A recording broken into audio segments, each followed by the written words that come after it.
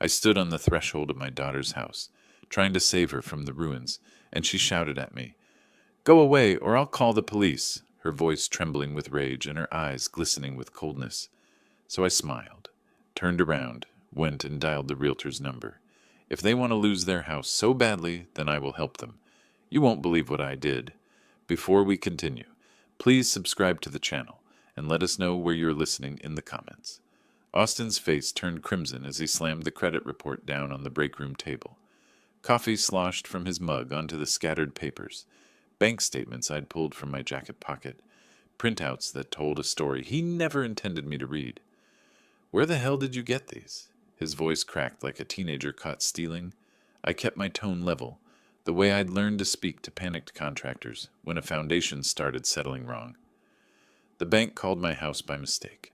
Something about a late payment notice for Lindsay's address. I tapped the statement with one finger.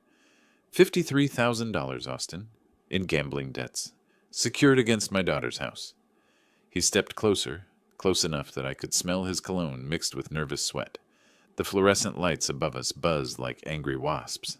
"This doesn't concern you, old man." "Doesn't concern me?" I spread the papers across the scratched table surface. "My daughter's about to lose her home because you can't stay away from poker sites, and it doesn't concern me?" Austin's expensive watch caught the harsh light as he swept the documents aside. Papers fluttered to the linoleum floor like dying leaves. "Stay out of my business, Clarence. I handle my own affairs." "Your affairs?" I bent down, collected each sheet with the same methodical care I'd once used to organize blueprints. "These credit lines are tied to Lindsay's house, the house she thinks is safe, the house she doesn't know you've been using as collateral." "She knows," but his voice wavered. "Does she?" I straightened up, holding his gaze. "Does she know about the second mortgage? The home equity line? The loan against her 401k?" Austin turned away, staring at the vending machine humming in the corner. His shoulders tensed under his pressed shirt. "I'm handling it." "By borrowing more?" I pulled out my phone, showed him the screenshot I'd taken of his latest credit application. "This one's for 30,000, against the same house." He spun around, snatched at my phone. I pulled it back, but not before I saw something flash across his face. Not just anger, but fear. Real fear. "You don't understand," he said, but the fight was draining out of his voice. "I had a system. It was working." "Your system is about to cost my daughter her home." "Your daughter?" Austin laughed, but it sounded hollow in the small room. "She's my wife, Clarence. Has been for 3 years. Time you figured that out." I slipped my phone back into my jacket pocket. Around us, the break room felt smaller, the walls pressing in. A half-eaten sandwich sat, abandoned on the counter, curling at the edges. "I built that house's equity," I said quietly. 30 years of overtime shifts, 30 years of choosing mortgage payments over new clothes, over vacations, over everything else, and you're gambling it away. I didn't ask for your help then, and I don't need it now. Austin grabbed his coffee mug, knuckles white against the ceramic. "Stay out of my business, or what?" He set the mug down hard enough to crack it. Coffee seeped across the table toward my recovered papers. "Just stay out." I folded the damp documents, slipped them back into my jacket. Austin stood there, breathing hard like he'd just run a mile. The vending machine cycled off, leaving us in sudden quiet. "I'm trying to help," I said. "I don't want your help." I nodded, turned toward the door. Behind me, Austin called out something about minding my own business, about knowing my place. But I was already thinking ahead, already planning. Lindsay would listen to reason. She had to. My footsteps echoed down the empty hallway as I checked my watch. 3:30. Lindsay would be home from her shift soon, and Austin wouldn't be back until after 6. Plenty of time for a conversation that might save her house. The engine ticked as it cooled in Lindsay's driveway. Through her front window, I could see the blue glow of that massive television Austin had bought last month. The one that probably cost more than most people's monthly mortgage payment. I sat for a moment, organizing my thoughts the way I'd once organized construction schedules. Step 1, show her the documents. Step 2, explain the danger. Step 3, help her find a solution. Lindsay opened the door before I could knock, phone pressed to her ear. "Mom, I have to call you back. Dad's here." She hung up, smiled that careful smile she'd been using since her wedding. This is unexpected. We need to talk. Her smile flickered. She stepped aside, gestured toward the living room where Austin's gaming setup dominated one corner. Controllers and energy drink cans scattered across the coffee table. The house smelled like expensive candles and something else. Stress, maybe. The kind of tension that settles into walls when people fight about money. Coffee? She asked, already moving toward the kitchen. This is serious, Lindsay. She paused at the kitchen entrance, hand on the doorframe. Okay, but I'm making coffee anyway. My hands need something to do when Dad sounds like that. I followed her into the kitchen, noted the stack of bills tucked behind the toaster, the way she avoided looking at them as she busied herself with the coffee maker. Her wedding pictures covered the refrigerator, Austin prominent in every shot, his arm around her shoulders like he owned her. I found out about the gambling debts, I said. The coffee scoop clattered to the counter. What gambling debts? I pulled out the documents, spread them across the kitchen island between us.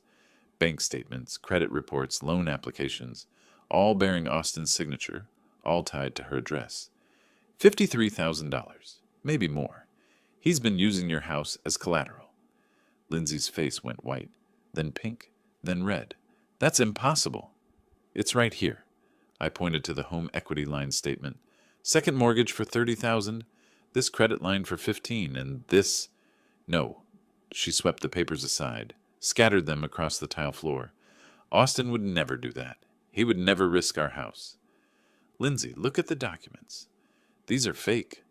She spun away from me, gripped the counter edge. You made these up. Made them up? I knelt, gathered the papers again. Why would I do that? Because you don't like Austin. You've never liked him. Her voice rose, took on that shrill quality it got when she felt cornered. You want to break us up. I want to save your house. Our house is fine. She whirled around, eyes bright with tears. We make our payments. We've never been late. Because you don't know about these other payments. I held up the gambling site statements I'd printed. $2,300 last month. $1,500 the month before. Where do you think that money comes from? Lindsay pressed her hands over her ears. Stop it. He's borrowed against everything you own. Your car, your retirement, your house. Stop it! She lunged for her phone on the counter. Austin loves me. He would never hurt me. You're lying. I stood slowly, my knees protesting. Around us, the kitchen felt fragile somehow, like a stage set that might collapse if anyone spoke too loudly. I'm not lying, sweetheart. Don't call me that. Her fingers trembled as she scrolled through her contacts. Don't you dare call me that. Lindsay, get out. The words came out strangled, desperate. Get out of my house right now. Your house? I looked around at Austin's expensive purchases, at the bills she wouldn't read, at the wedding pictures where I barely appeared. This house I helped you buy, the one I co-signed for? Get out! She raised the phone like a weapon. Get out, or I'll call the police and tell them you're harassing us. Something cold settled in my chest. Not hurt. I'd moved past hurt somewhere between the coffee maker and her covering her ears. This was something else. Something clearer. I smiled. Lindsay blinked, confused by the expression. She'd expected anger, maybe pleading. Instead, I collected my papers with the same methodical care I'd shown in Austin's break room. Each document folded precisely, slipped into my jacket pocket. You'll call the police, I said quietly. Yes, I will. But uncertainty flickered across her face. On your father, who's trying to save your house. You're not trying to save anything. You're trying to ruin my marriage. I walked toward the door, paused in the kitchen entrance. Behind me, Lindsay clutched her phone like a lifeline. I hope Austin's worth it, I said. He is. I hope the house is too. I let myself out, walked slowly to my car. Lindsay appeared in the front window, phone still pressed to her ear. Probably calling Austin, warning him about crazy dad and his fake documents. The engine started on the first try. Reliable, like everything else in my life used to be. As I backed out of the driveway, I caught Lindsay watching from behind her expensive curtains. She looked small in that big window, surrounded by all of Austin's purchases. My little girl who used to help me balance the checkbook, who used to trust me with everything. I drove home slowly, planning my next conversation. This one would be with someone who understood the value of documentation, someone who appreciated the legal weight of a cosigner's signature. My house felt unnaturally quiet after Lindsay's kitchen drama. I set my keys in the small wooden bowl by the door, the one Lindsay had made in 7th grade woodshop, and moved through rooms that suddenly seemed too large for one person. The coffee maker gurgled to life with the kind of reliable precision that used to define my whole world. While it brewed, I stood at the kitchen sink, staring out at my small garden. February in Florida meant the citrus trees were heavy with fruit I'd probably eat alone. Everything I'd built here, everything I'd maintained, felt hollow now, like constructing a building only to discover the tenants had moved out without notice. The coffee was strong and black, the way I'd learned to drink it during those early mortgage years when cream was a luxury we couldn't afford. I carried the mug to my living room, settled into the recliner that had been my father's, and let the memories surface. 1994. Lindsay was 7, all gap-toothed smiles and endless questions about why Daddy had to work so many nights.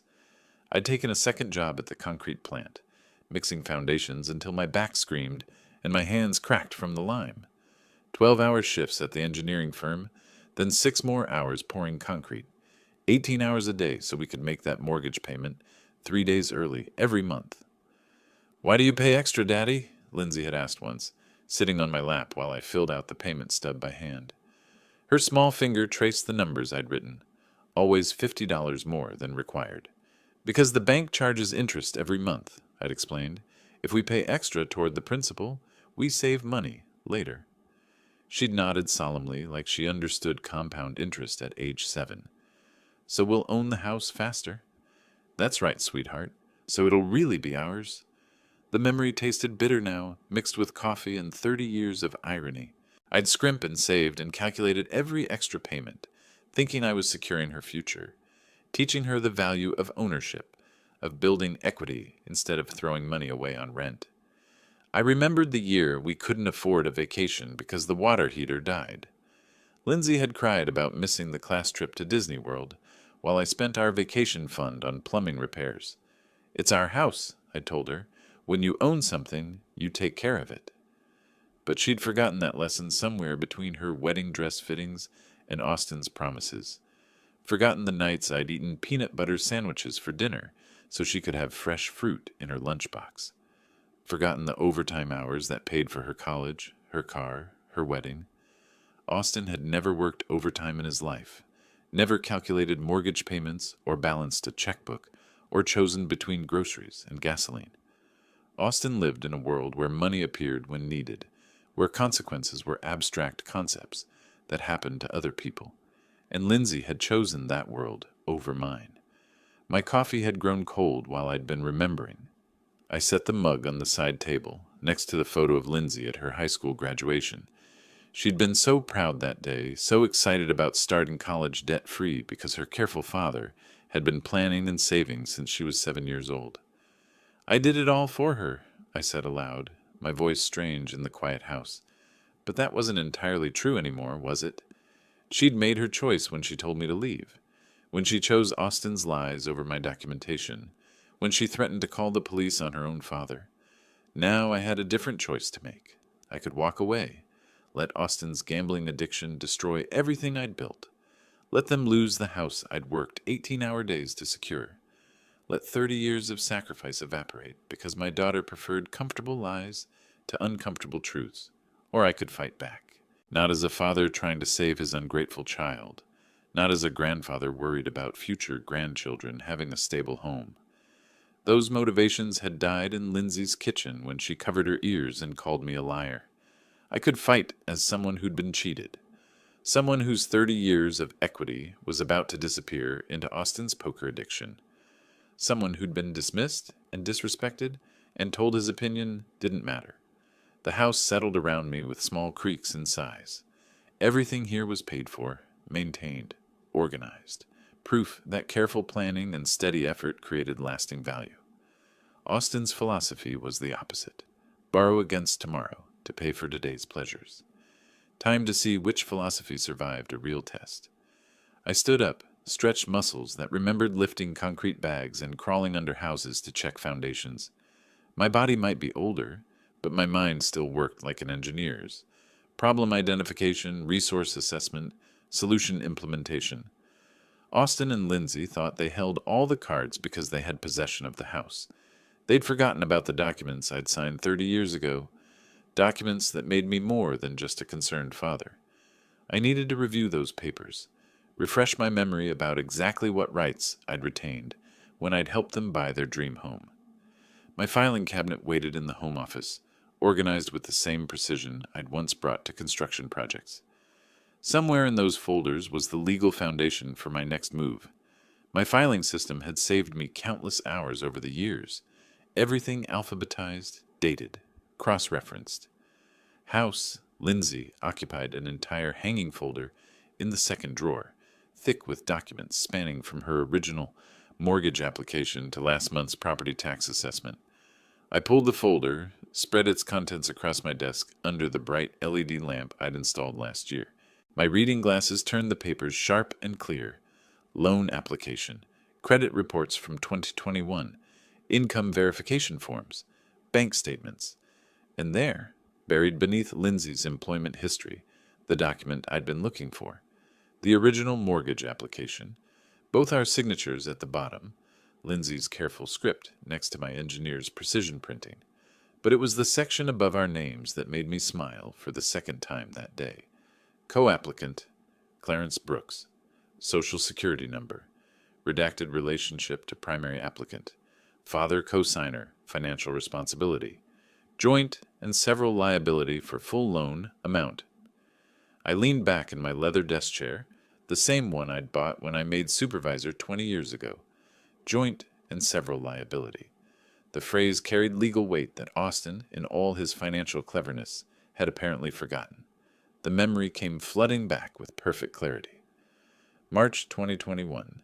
Lindsay and Austin sitting across from loan officer Margaret Chen at First National Bank. Austin's employment history was spotty. 2 job changes in 3 years, credit score hovering around 620. Lindsay's salary as a dental hygienist was steady but modest. Together they qualified for maybe $200,000 in financing, but the house Lindsay wanted cost $340. "We'll need a cosigner," Margaret had explained, her fingers dancing across her calculator. "Someone with excellent credit and verifiable income to guarantee the full loan amount." Austin had shifted uncomfortably in his chair. "What does that mean exactly?" "It means the cosigner becomes legally responsible for the debt if you default. They have the same rights and responsibilities as the primary borrowers." I'd hesitated then, my engineer's instinct for risk assessment kicking in. 40 years of steady employment, credit score over 800, substantial savings. Was I really prepared to put all of that at risk for Austin's financial stability? But Lindsay had looked at me with those eyes that had melted my resolve since she was 7 years old. "Please, Dad, we'll never miss a payment, I promise. You understand," Margaret had continued, "that as co-applicant, Mr. Brooks, you'll have legal standing regarding any major decisions about the property. Refinancing, home equity loans, even sale of the home would require your consent or participation." Austin had nodded quickly, eager to move past the legal technicalities to the fun part of house shopping. Lindsay had squeezed my hand, and I'd signed my name, thinking I was helping my daughter achieve the American dream. Now, 4 years later, with Austin's gambling debts secured against my co-signed property, those legal technicalities were looking remarkably useful. I pulled out a magnifying glass, read the fine print I'd skimmed past in 2021. The language was dense, loaded with legal terminology that would have made my head spin if I hadn't spent 40 years reading construction contracts. But one section stood out like a beacon. In the event of financial distress, default, or dispute regarding property use or disposal, all co-applicants retain equal legal standing to initiate protective measures, including but not limited to foreclosure proceedings, forced sale, or transfer of title. Forced sale. I set the document down, stared at my reflection in the dark window. Austin and Lindsay could threaten to call the police on a concerned father, but they couldn't dismiss a legal co-owner who discovered his investment was being gambled away without his consent. I pulled out my phone, scrolled to my contacts, found the number I'd saved 3 years ago when I'd helped Lindsay understand property taxes. Richard Chen, Margaret's brother, a real estate attorney who specialized in family property disputes. Tomorrow I'd make some calls. Not as a father trying to save his ungrateful daughter from her gambling husband, not as a grandfather worried about future family stability, as a co-owner protecting his investment. Austin thought he was clever, borrowing against property he didn't fully understand. Lindsay thought she could dismiss me because I was just dad, easily ignored when his opinions became inconvenient. They'd both forgotten the most important rule I'd learned in construction. Always check the foundation before you start building. And in this case, their foundation had my name all over it. I carefully returned each document to its proper place in the folder, slipped the folder back into its alphabetized position. Everything organized, everything documented, everything ready for the next phase. Phase 1 had been discovery and confrontation. Phase 2 had been attempting reconciliation. Both had failed because Austin and Lindsay were operating from emotion and denial rather than facts and legal reality. Phase 3 would be different.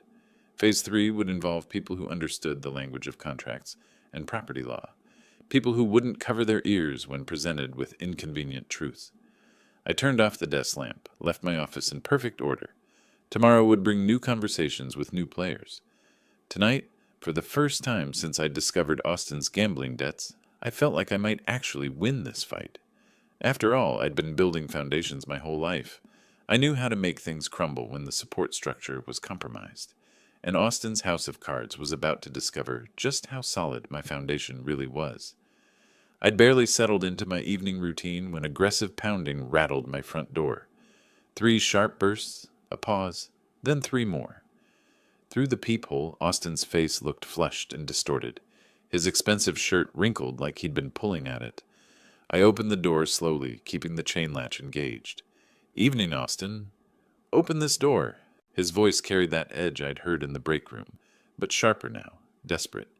"It's open enough for conversation." He pressed his palm against the door frame, leaning close to the gap. "Lindsay told me about your little visit, your fake documents and conspiracy theories." "Did she mention the $53,000 in gambling debts?" Austin's face went scarlet. "Those aren't gambling debts. They're business investments. Cryptocurrency, NFTs, real estate ventures. Online poker sites don't typically deal in cryptocurrency ventures." He stepped back, then forward again like a caged animal testing the bars. "You don't know what you're talking about, old man." I reached into my jacket pocket, pulled out my phone. Austin's eyes tracked the movement.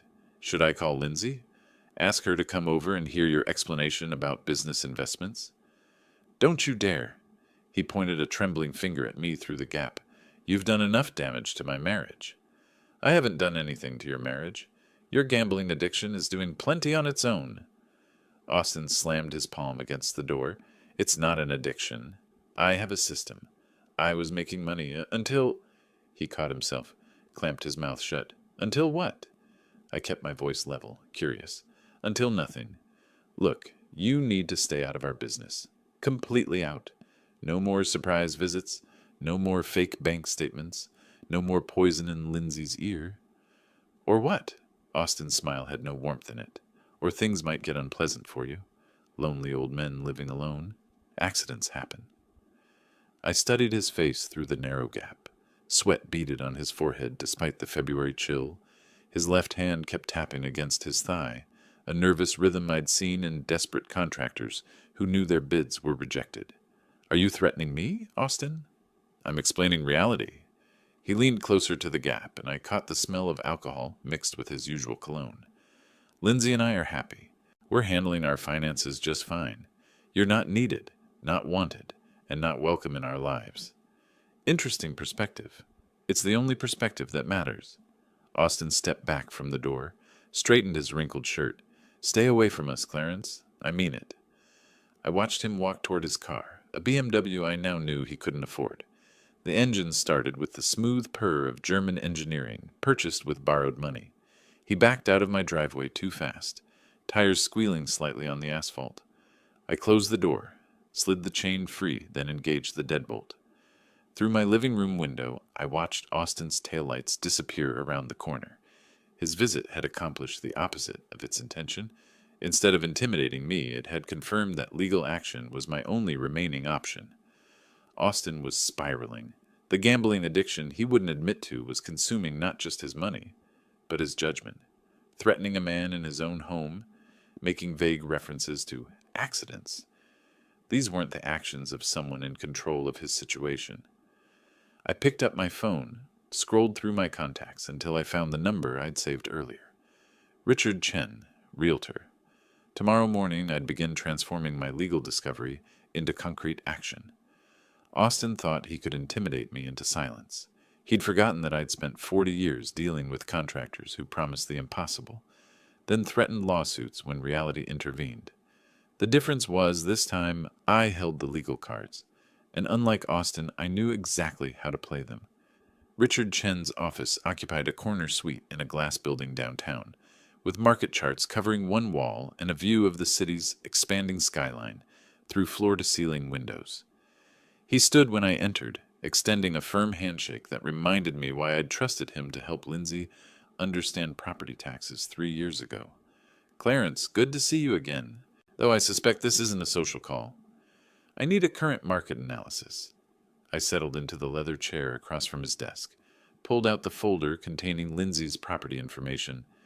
"This address, full comparative market analysis, current conditions."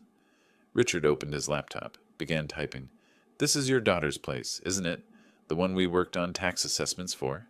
"It is." His fingers paused over the keyboard. "Everything okay with the family?" "Let's focus on the numbers first." Richard nodded, returned to his screen. I watched him work, the same methodical approach that had impressed me during our previous dealings. Charts appeared, neighborhood comparisons, recent sales data. After 20 minutes, he leaned back. "In this market, you're looking at 460,000, maybe 470 with the right buyer. The neighborhood's appreciated significantly since 2021. I made notes in my pocket notebook. Original purchase price was 340. Nice equity buildup. Current mortgage balance would be what? Around 280? 293, plus the additional 53,000 Austins borrowed against it. Richard's professional expression didn't change, but something shifted behind his eyes. Additional borrowing, home equity line, multiple credit lines, all secured by the property. I see. Richard closed his laptop, leaned forward slightly. "Clarence, are we talking about a forced sale situation?" "We're talking about a legal partition action. I'm a co-signer on the original mortgage." Understanding dawned across Richard's face. Co-applicant rights. That changes everything. He reopened his laptop, pulled up different screens. Partition suits typically result in court-ordered sales. Timeline varies, but buyers know it's a motivated seller situation. Meaning? Meaning you're looking at quick sale pricing. 420, 430 range. Still substantial equity, but not maximum value. I calculated quickly. 420 minus 293 in original mortgage, minus 53 in Austin's debts, minus legal fees and real estate commissions. Roughly 70,000 net proceeds, split between the parties according to their ownership percentage. Which brings us to my next appointment. Richard handed me his business card, wrote a phone number on the back. "That's my direct line. When you're ready to move forward, call me first. Partition sales require special handling." I shook his hand again, left his office with clarity about the financial landscape. Now I needed legal clarity about the procedural landscape. Donald Kessler's law office felt different. Darker wood, heavier furniture, walls lined with legal volumes that looked actually used rather than decorative. Donald himself was younger than I'd expected, maybe 45, with the careful precision of movement that came from courtroom experience. "Partition actions aren't common in family situations," he said after reviewing my documents. "Usually we see them in business disputes or inherited property conflicts." "What's the difference?" "Emotional complexity. Business partners might hate each other, but they understand spreadsheets. Family members, well, they take everything personally." Donald spread my mortgage papers across his conference table. "As co-applicant, you have more rights than you might think. You're not just a co-signer who guaranteed the debt. You're a legal co-owner of the property." "Meaning?" "Meaning Austin and Lindsay can't make unilateral decisions about refinancing, additional borrowing, or sale without your consent. They've already violated that with these gambling debts." Donald pointed to specific clauses in the loan documents. Florida law provides remedies for co-owners who can't agree on property use. Partition by sale is the nuclear option, forces a sale through court order, divides proceeds according to ownership percentages. Timeline? 30 to 90 days, depending on court schedule and whether they contest. Filing the petition starts a clock they can't stop. I made more notes, asked about costs, procedures, potential complications. Donald answered each question with the thoroughness I appreciated in competent professionals. "One warning," he said as we concluded. "Once you file, there's no going back. This will permanently damage your relationship with your daughter." I thought about Lindsay's threat to call police, about Austin's visit to my home, about 30 years of mortgage payments being gambled away. "I think that relationship is already damaged beyond repair." Donald nodded, began preparing paperwork. "We'll file first thing Monday morning." I drove home through afternoon traffic, my mind organizing the next phase like a construction project. Foundation complete, legal research finished, materials ordered, professionals engaged, permits pulled, court filing scheduled. Now came the hard part, construction phase, where careful planning met unpredictable reality. But unlike construction projects, this one had a guaranteed outcome. Austin and Lindsay would learn that legal documents weren't suggestions, and co-signers weren't just financial ornaments. They'd learn that some foundations couldn't be shaken, even when everything built on top of them was crumbling. Monday morning arrived gray and cold, the kind of February day that made Florida feel almost like winter. I dressed carefully, my good suit, the navy one I'd worn to Lindsay's wedding, along with the tie she'd given me last Father's Day. If we were going to court, I'd dress for court. Donald met me in the courthouse parking lot, carrying a leather briefcase that looked like it had seen plenty of legal battles. "Ready for this?" "I've been ready since Friday." The courthouse steps were imposing, white limestone with columns that suggested permanence, justice, consequences that couldn't be argued away. Inside, metal detectors and security guards processed a steady stream of people handling legal business. Divorces, custody disputes, civil matters, criminal arraignments, all the ways life ended up requiring official intervention. We took an elevator to the 3rd floor, walked down a corridor lined with courtroom doors. The clerk of court's office buzzed with quiet efficiency, computers humming, printers working, people filing documents that would change lives. "Final review," Donald said, spreading our petition across a small table in the waiting area. "Petition for partition by sale, listing you as co-owner, Austin and Lindsay as co-defendants, property address, legal description, current liens and encumbrances." I read through each page carefully. My name appeared throughout the document, not as father or co-signer, but as plaintiff and co-owner. Legal language that transformed family relationships into property rights. "The filing fee is $450, Donald said, plus service of process costs for both defendants." I wrote the check without hesitation. 40 years of steady employment had taught me that some problems required financial solutions. This was cheaper than watching Austin gamble away my 30 years of equity payments. At the clerk's window, a tired-looking woman with kind eyes processed our paperwork with professional efficiency. "Case number CV 2025-187, she said, stamping each document with an official seal. "Initial hearing scheduled for March 15th, 9 a.m., courtroom C." The sound of the stamp was final, decisive. No more family discussions or emotional appeals. No more Austin's threats or Lindsay's denial. Just legal process, moving forward according to rules that couldn't be manipulated or ignored. "Service of process will be completed within 5 business days," the clerk continued. "Defendants have 30 days from service to file a response." Donald collected our certified copies, receipts, official notifications. That's it. The machinery is in motion. We walked back through the courthouse corridors, past other people beginning or ending their legal battles. In the elevator, Donald reviewed the next steps. "They'll be served by Friday. Then we wait for their response, or more likely their panic. What if they try to refinance? Transfer the property? They can't. The LI's pendants we filed prevents any transfers or major financial changes until the case is resolved." I felt something settle in my chest. Not satisfaction exactly, but the relief that comes from proper preparation. like finishing a foundation pour and knowing it would cure correctly, support whatever was built on top.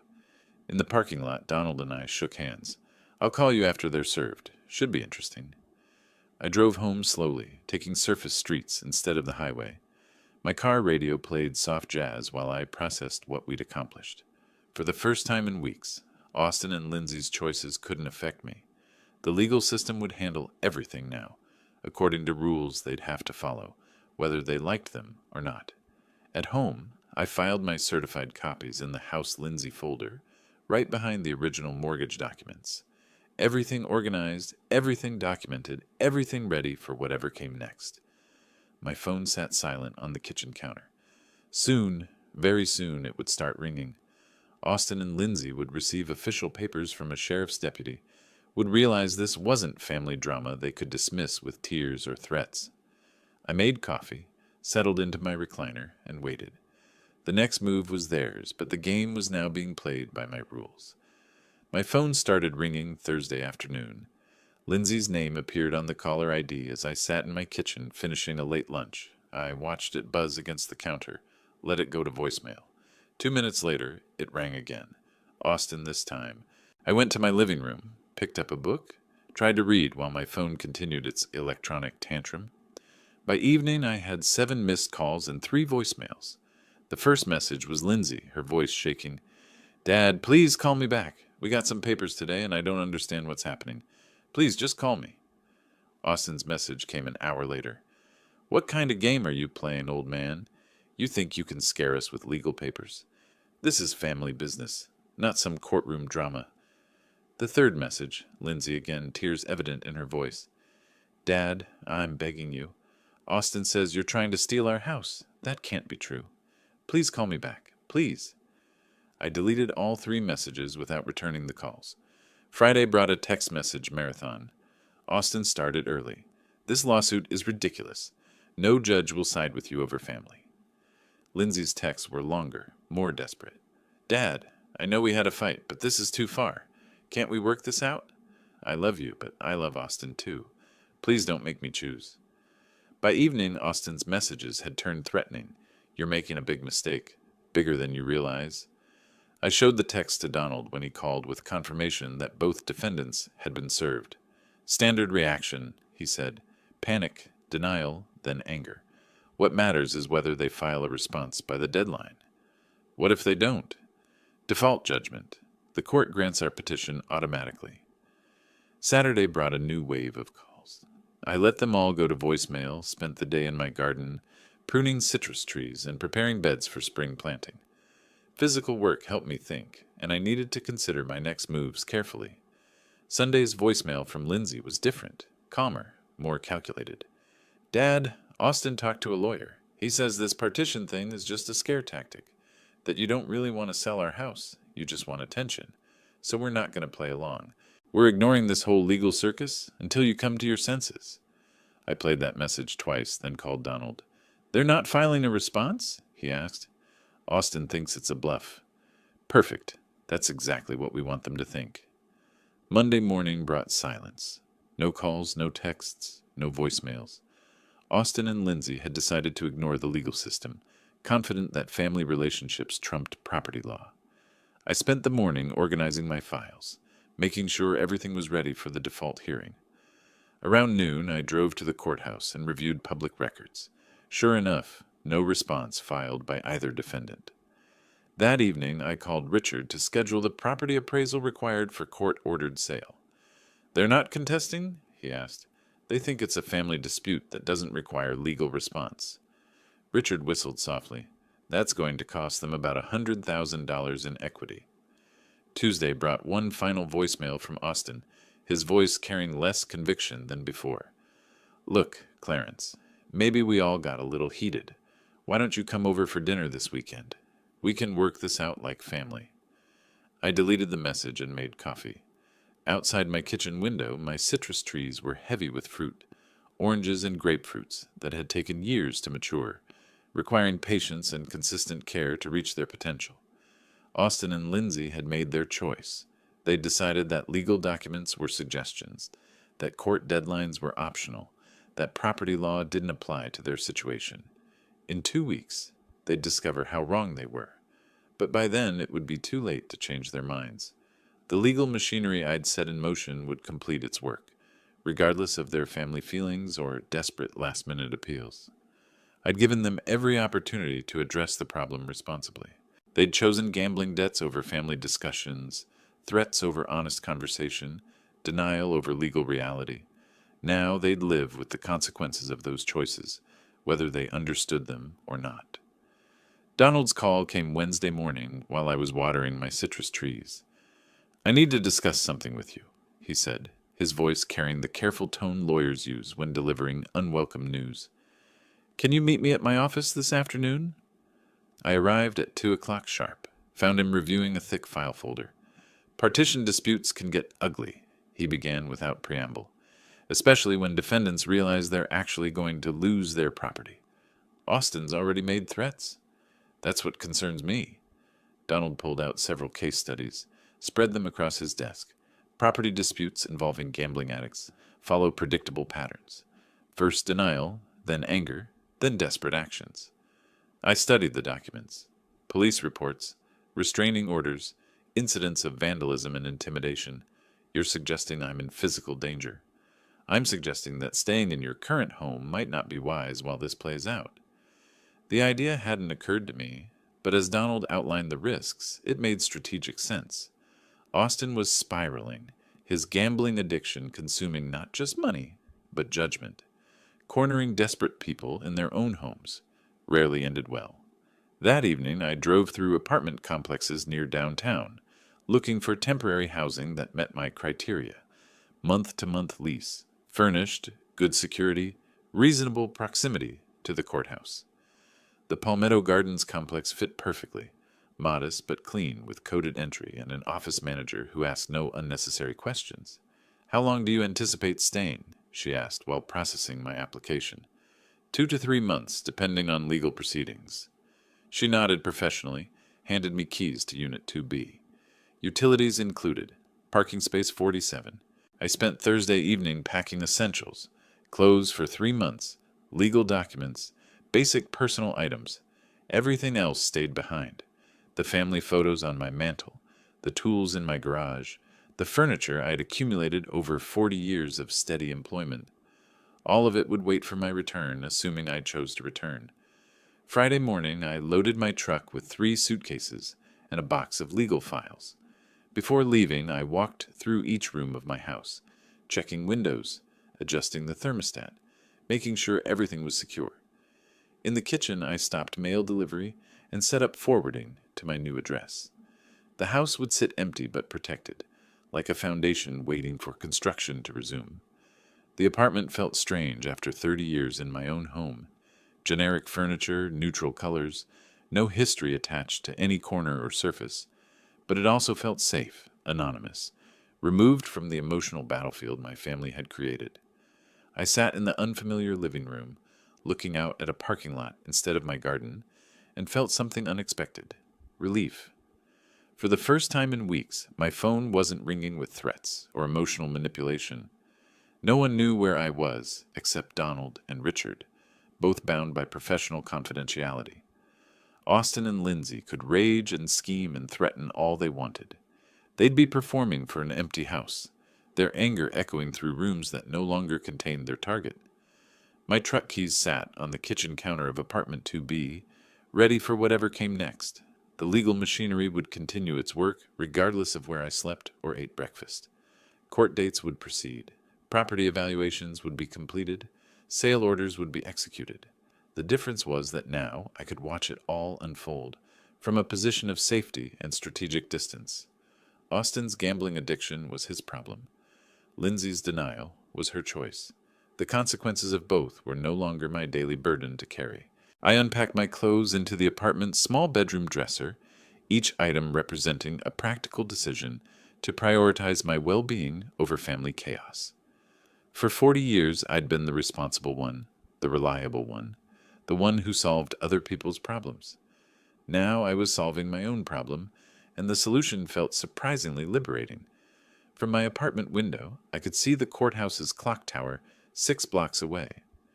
Thursday afternoon, exactly 1 week after my relocation, my phone buzzed with a text from Richard. Appraiser completed evaluation. Report filed with court. Market analysis confirms our projections. 20 minutes later, my phone started ringing. Lindsay's number appeared on the screen, followed immediately by Austin's. I let both calls go to voicemail, made coffee, and waited. The voicemails revealed everything I needed to know. Lindsay, her voice shaking. Dad, someone came to our house today.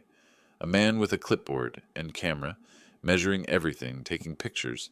He said it was court-ordered for something called partition sale. Dad, please call me. I'm scared.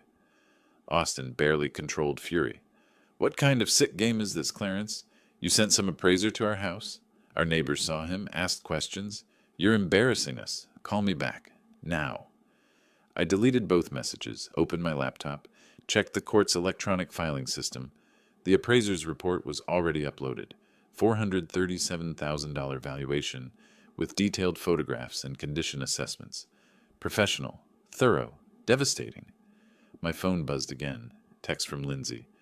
Dad, please just talk to us. We can work this out. Then Austin. This has gone far enough. Call me or I'm coming to your house. I smiled, knowing he'd find my house empty, my mailbox filling with forwarded correspondence he couldn't intercept. More calls throughout the evening. 7 from Lindsay, 4 from Austin, each voicemail more desperate than the last. Lindsay. Dad, I drove by your house. Your truck isn't there. Where are you? Why won't you talk to me? I know you're angry, but this is too much. Austin. You can't hide forever, old man. I found out appraiser was hired by some law firm. This isn't over. By Friday morning, they'd discovered the legal filing. Austin's voicemail was different, smaller, frightened. I talked to a lawyer. He says you can actually force us to sell our house, that we should have responded to the court papers. Clarence, please, can we meet somewhere? Can we figure this out? I spent Friday afternoon in the courthouse law library, researching similar cases, finding comfort in the systematic way legal precedent created predictable outcomes. Property law didn't care about hurt feelings or family dynamics. It cared about documents, signatures, ownership percentages, established procedures. Saturday brought a new wave of communication. Emails this time, since I'd stopped answering calls. From Lindsay's email account.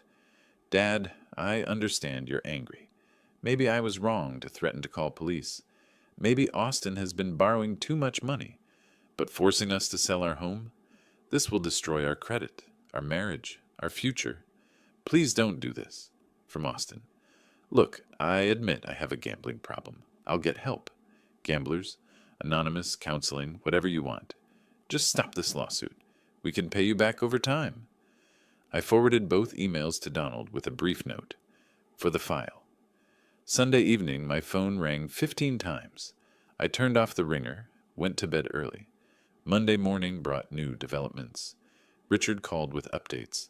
3 potential buyers submitted offers over the weekend. All cash, quick closing. The forced sale pricing is attracting serious interest. How much? Highest offer is $425.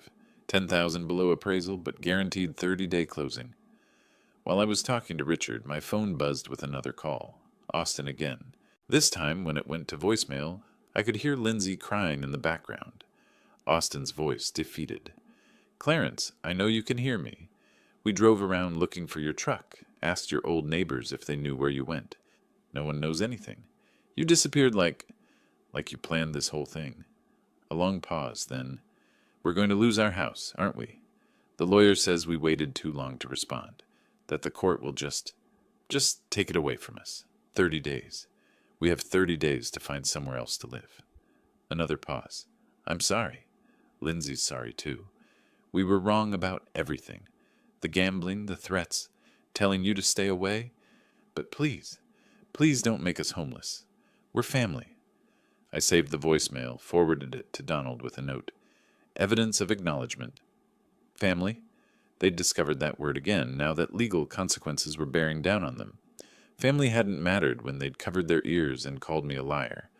Family hadn't mattered when Austin threatened me in my own home. Family hadn't mattered when Lindsay chose his gambling addiction over my 30 years of sacrifice. But now, facing the loss of their home, suddenly we were family again. The irony was perfect, and perfectly meaningless. Legal proceedings would continue regardless of their newfound appreciation for family relationships. The house would be sold, the proceeds divided according to ownership percentages, and justice would be served through proper channels. I made dinner in my temporary kitchen, watched the courthouse clock tower through my window, and felt the satisfaction that comes from seeing carefully planned strategies produce their intended results. The for sale sign appeared on Tuesday morning. I didn't see it installed. That happened while I was at the bank, depositing a small consulting check from my former employer. But Richard called with photo confirmation, professional yard sign, multiple listings service number, motivated seller, rider attached below. "We already have showing appointments scheduled for this afternoon," Richard said. "2 cash buyers, 1 investment group. The below-market pricing is generating serious interest." I asked him to email me the listing photos. My laptop screen filled with images of Lindsay's house. Their house, technically, though legal ownership was more complicated than they'd ever understood. Professional photography made every room look spacious and bright. Austin's expensive gaming setup had been pushed into corners, Lindsay's decorative touches minimized to appeal to potential buyers.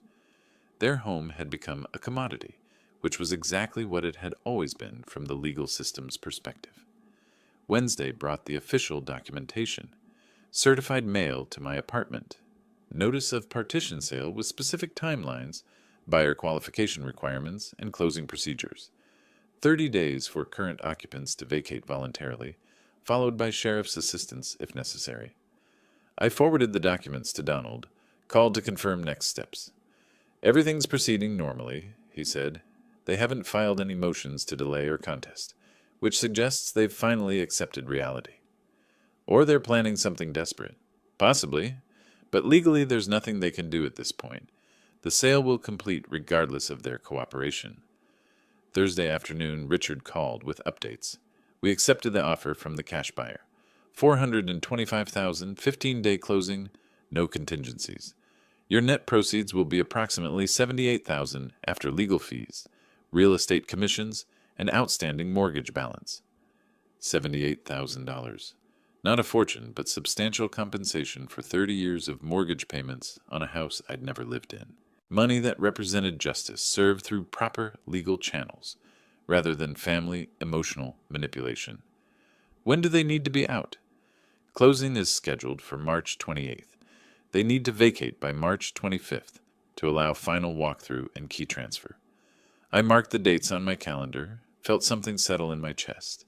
Not satisfaction exactly, but the calm that comes from seeing complex projects reach completion on schedule. Friday brought a surprise. Lindsay appeared at my old house, saw my truck wasn't there, sat on my front porch for an hour waiting. My neighbor, Mrs. Patterson, called to tell me. "She looked terrible," Mrs. Patterson said, "crying, checking her phone constantly. Finally left a note under your door and drove away." I drove over that evening, retrieved the note. Lindsay's handwriting, usually neat, looked shaky. "Dad, I know you're avoiding us, but we're running out of time. We found an apartment but need first month, last month, security deposit, moving costs. Austin's trying to get a loan, but his credit is destroyed from the gambling. Could you please just talk to us? We're going to be homeless in 3 weeks. Your granddaughter, Lindsay." She'd signed it, "Your granddaughter, Lindsay," as if reminding me of our relationship would change my legal strategy, as if family sentiment could override property law and court orders. I filed the note with my other legal documents and drove back to my apartment. The weekend passed quietly. My phone didn't ring. Austin and Lindsay had apparently exhausted their communication attempts. Sunday evening, Richard called with final details. Closing scheduled for Thursday, March 28th, 10 a.m. Bank attorney, buyer's attorney, and myself. You don't need to attend unless you want to. I'll be there. Excellent. Bring photo ID and social security card. We'll handle everything else. March 25th arrived gray and windy. From my apartment, I could see moving trucks on several streets. Late winter was popular for relocations.